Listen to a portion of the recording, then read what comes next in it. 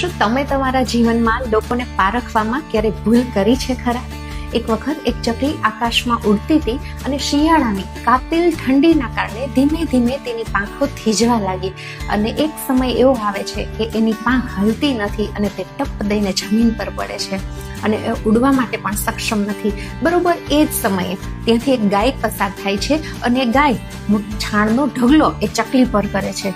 ચકલી ખૂબ દુઃખી થઈ જાય છે કે એક તો ઠંડીના કારણે મારી પાંખ હલતી નથી, એમાં ગાયે મારા પર જ છાણનો ઢગલો કર્યો. અને થોડી વાર પછી એક ચમત્કાર થાય છે.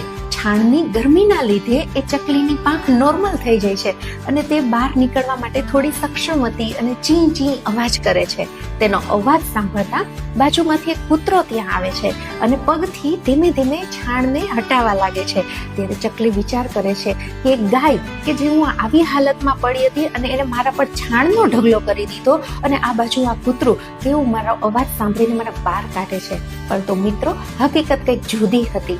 ગાયના છાણથી એ ચકલીની પાંખ થીજી ગયેલી હતી અને નોર્મલ બની ગઈ, જ્યારે કૂતરું એને બહાર ચોક્કસથી કાઢતું હતું પણ એ બહાર કાઢી અને તેને ખાઈ ગયું. જીવનનો સાર પણ કંઈક આવો જ છે.